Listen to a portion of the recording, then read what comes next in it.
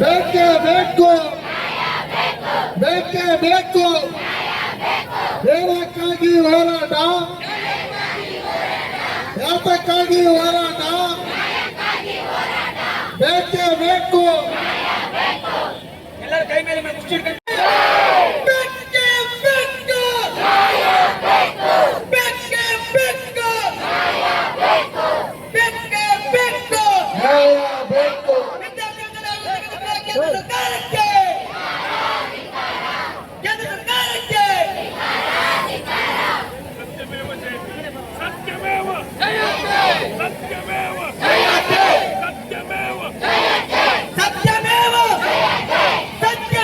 Question ಮಾಡುವಂತ ಶಕ್ತಿ ಯಾವತ್ತು ನಿಮಗೆ ಬರುತ್ತಲ್ಲ ಅವತ್ತು ನಾಯಕತ್ವ ಗುಣ ನಿಮ್ಮಲ್ಲಿ ಬಂದೇ ಬರುತ್ತೆ. ಸಿಸ್ಟಮ್ ಅನ್ನ ಕ್ವಶನ್ ಮಾಡಿ, ಸರಿ ತಪ್ಪು ಆಮೇಲೆ ಮಾಡುವಂತ ಕೆಲಸದಲ್ಲಿ ಸರಿ ತಪ್ಪು ಹಾಗೆ ಆಗುತ್ತೆ. ನಾವು ತಪ್ಪು ಮಾತಾಡಿದ್ವು, ಸರಿ ಮಾತಾಡಿದ್ವು, ಅರೆ ಕ್ವಶನ್ ಅನ್ನ ಮಾಡ್ಬೇಕು. ಅವ್ರು ಸರಿನೇ ಮಾತಾಡ್ಲಿ, ಸರಿ ಮಾಡಿದ್ರು ಕೂಡ ಉತ್ತರ ಕೊಡ್ಲಿ.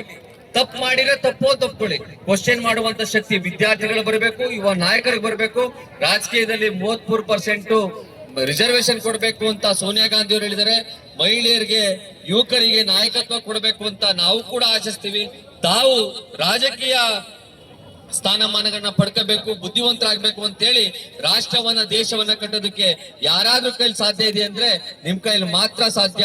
ನೀವು ಮನ್ಸು ಮಾಡಿದ್ರೆ ಇನ್ನು 10 ವರ್ಷದಲ್ಲಿ ನಮ್ಮ ದೇಶವನ್ನ ಏನು ಇವತ್ತು ಬಳ್ಳಾರಿಯಲ್ಲಿ ಕೇಂದ್ರ ಸರ್ಕಾರ ವಿರುದ್ಧ ಏನು ಪೇಪರ್ ಲೀಕ್ ವಿರುದ್ಧ ಒಂದು ಜಾಥಾವನ್ನು ಮಾಡಿ ಹೋರಾಟವನ್ನು ಯುವ ಕಾಂಗ್ರೆಸ್ ಮಾಡಿದೆ. ಇದು ಚಾತುರ್ಮುಖಿ ಗೂಂಜಿನ ಒಂದು ಅಭಿಯಾನ.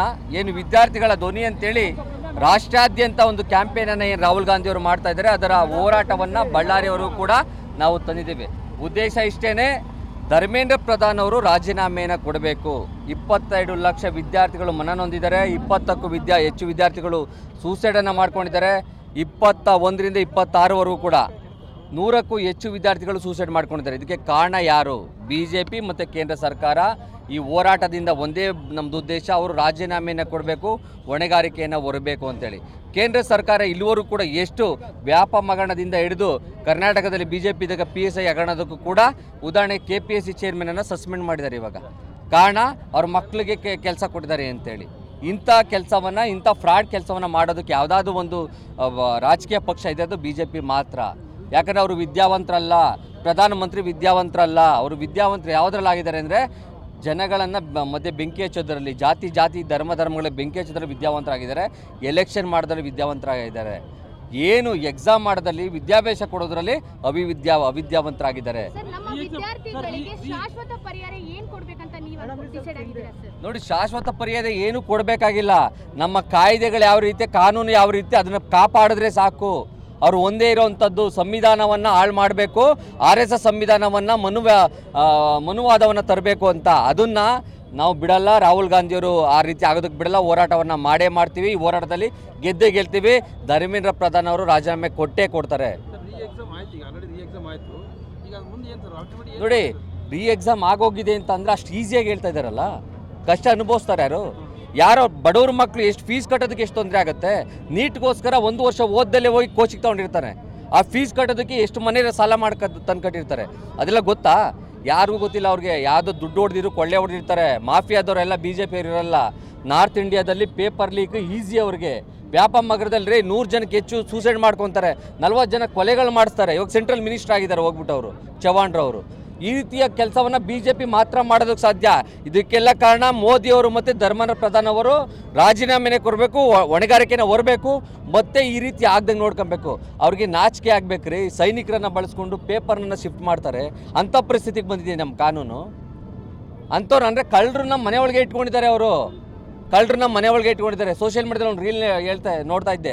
ಯಾರೋ ಒಬ್ಬ ದಾನಿ ದುಡ್ಡು ಹಾಕೋದಕ್ಕೆ ರಾಮನ ದೇವಸ್ಥಾನಕ್ಕೂ ಹೇಳ್ತಾನೆ, ರಾಮ ಆಚೆ ಇಲ್ಲಿ ಹಾಕ್ಬೇಡಪ್ಪ, ತಿಂದುಬಿಡ್ತಾರೆ, ಆಚೆ ಹೋಗಿ ಭಿಕ್ಷುಕರ ಕೊಡು ಅಂತ. ಅದಕ್ಕೆ ಭಕ್ತ ಹೇಳ್ತಾನೆ, ಸಾರ್ ಗುರುಗಳೇ, ಭಿಕ್ಷುಕ್ ಕೊಟ್ರೆ ಅವ್ರಿಗೂ ಟ್ಯಾಕ್ಸ್ ಹಾಕ್ಬಿಡ್ತಾರೆ ಇವರು ಅಂತ. ಅಂಥ ಪರಿಸ್ಥಿತಿಯನ್ನು ಕೇಂದ್ರ ಸರ್ಕಾರ ಮತ್ತು BJP ತಂದಿಟ್ಟಿದೆ. ಇದನ್ನು ವಿರೋಧಿಸ್ತೀವಿ. ನಮ್ಮ ರಾಹುಲ್ ಗಾಂಧಿಯವರು ಆಗಸ್ಟ್ 9ನೇ ತಾರೀಕು ದೆಹಲಿಯಲ್ಲಿ ದೊಡ್ಡ ಮಟ್ಟದ ಹೋರಾಟವನ್ನು ವಿದ್ಯಾರ್ಥಿಗಳ ಪರವಾಗಿ ಇಟ್ಕೊಂಡಿದ್ದಾರೆ. ನಾವು ಕೂಡ ಇಟ್ಕೊಂಡಿದ್ದೀವಿ. ಬೆಂಗಳೂರಲ್ಲೂ ಕೂಡ ಒಂದು ದಿವಸ ರಾಹುಲ್ ಗಾಂಧಿ ಅವರು ಬಂದು ಈ ಹೋರಾಟವನ್ನು ಮಾಡ್ತಾರೆ. ಅದಕ್ಕೆ ನಮ್ಮೆಲ್ಲ ಬೆಂಬಲ ಇದೆ. ನಾವು ಹೋರಾಟವನ್ನು ಮಾಡ್ತೇವೆ, ಮುಂದುವರಿಸ್ತೇವೆ. ನೀಟ್ ನೋಡಿ, ಹಕ್ಕು ಕೊಡದೇ ಇರೋ ಪರವಾಗಿಲ್ಲ. ಸಿಟಿ ನಮ್ಮಲ್ಲೇ ಇದೆಯಲ್ಲ, ನಮಗೆ ಕೊಟ್ಬಿಟ್ರೆ ಆಯ್ತಲ್ಲ. ನಮ್ಗೆ ನೀಟ್ ಬೇಡ ಅಂತ ತಮಿಳ್ನಾಡು ಹೇಳ್ತಾ ಇದೆ, ನಾವು ಹೇಳ್ತಾ ಇದ್ದೀವಿ. ಸೌತ್ ಇಂಡಿಯಾದಲ್ಲೇ ಒಂದು ತಪ್ಪಾದರೆ ಎಷ್ಟು ದೊಡ್ಡದು ಮಾಡ್ತಾರೆ. ಇವ್ರ ಮನೆಯೊಳಗೆ ಕಳ್ತನ ನಡೀತಾ ಇದೆ, ಯಾರೂ ಮಾತಾಡ್ತಾ ಇಲ್ಲ. ಅವ್ರುಗಳು ಆಚೆ ಬಂದು ಅಂಥ ಕೆಟ್ಟ ಕೆಲಸವನ್ನು ಮಾಡ್ತಾ ಇರೋವಂಥದ್ದು ಅವರೇ, ಬಿ ಜೆ ಪಿಯವ್ರನ್ನೇ, ಬೇರೆ ಯಾರೂ ಇಲ್ಲ. ಆಮೇಲೆ ಇಲ್ಲಿವರೆಗೂ ಪೇಪರ್ ಲೀಕ್ ಎಲ್ಲ ಮಾಡೋವಂಥವ್ರು ಬಿ ಜೆ ಪಿ ಚೇಲಾಗಳು, ಬಿ ಜೆ ಪಿಯ ದೊಡ್ಡ ಲೀಡ್ರು ಮಕ್ಳುಗಳಿಗೋಸ್ಕರ ಮಾಡೋವಂಥದ್ದು ಹೊರತು ಬೇರೆ ಯಾರಿಗೂ ಮಾಡಿಲ್ಲ. ಧನ್ಯವಾದ.